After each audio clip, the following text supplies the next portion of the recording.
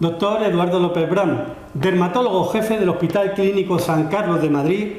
profesor de medicina en la Universidad Complutense, investigador y especialista en trasplante capilar. La alopecia androgenética está causada fundamentalmente por un derivado de la dihidrotestosterona, una hormona masculina que viene de la testosterona. ¿Qué fármacos prescriben los dermatólogos y dermatólogas para cuidar el cabello de sus pacientes? 3 fármacos en concreto en el momento actual nos permiten en muchos casos detener la pérdida de cabello de los pacientes, incluso fortalecerlo cuando se ha debilitado, y estos fármacos son el minoxidil, el finasteride y el dutasteride.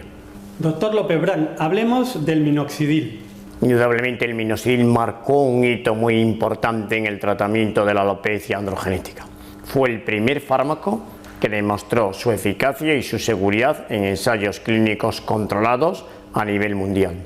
En los años 80, finales de los 80, se comercializó por primera vez un fármaco que tenía un aval científico.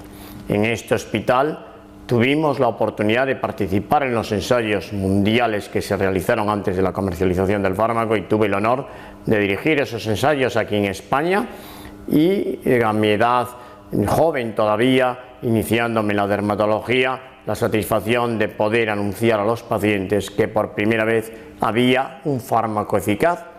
porque hasta esa fecha se habían propuesto muchas posibilidades, muchos no me atrevo a llamarles fármacos porque no lo eran, tampoco quiero emplear una palabra que pueda ser ofensiva, pero desde que hay conocimiento de la historia a través de la escritura, ya en los papiros egipcios encontrábamos referencias a muchas sustancias, a muchos productos para poder devolver el cabello que se había perdido o mantenerlo cuando todavía estaba afectado de una pérdida visible. Pero en cualquier caso, el primer fármaco vio la luz en el año 1987 y fue un orgullo poder llevar esa buena noticia al gran número de pacientes que sufrimos desde una edad temprana una pérdida de pelo por la afección dermatológica de sufrir una alopecia androgenética. ¿Y cuál es el mecanismo de acción del minoxidil? Se comercializó para su uso por vía local en concentraciones que inicialmente eran del 2%, pero que en el momento actual utilizamos concentraciones de hasta el 5%.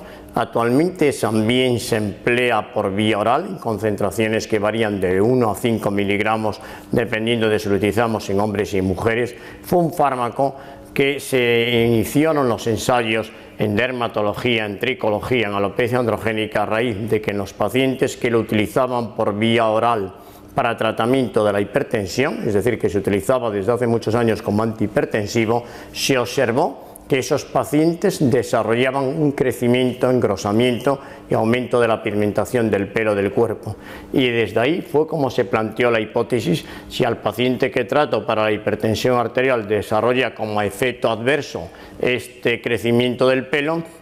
si lo formulo localmente, a lo mejor puedo conseguir que crezca el pelo. Así se iniciaron los estudios, mediados los 80, y tuvimos la satisfacción de que un porcentaje de pacientes con unas características concretas de edad, tipo de alopecia, etcétera, eran capaces de recuperar el pelo que habían perdido. ¿Y los medicamentos finasteride y dutasteride tienen la misma eficacia?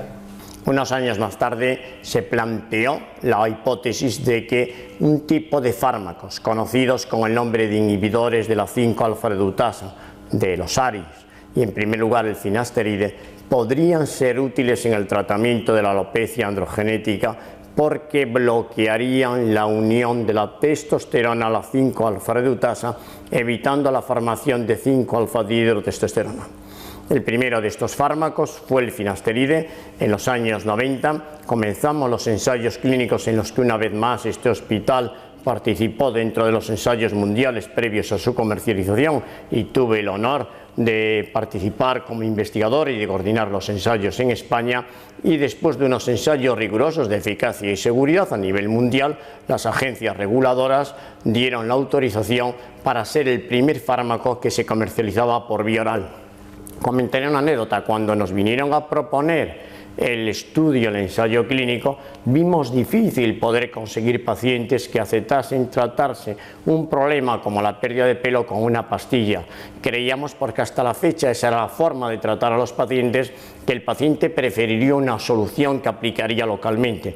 Nuestra sorpresa fue cuando los pacientes empezaron a aceptar de muy buen grado el tomar una pastilla, porque les resultaba más cómodo que estar aplicando continuamente una solución que por otro lado deja restos de la medicación que no se absorben sobre el cuero cabelludo y apelmaza el pelo que todavía conserva.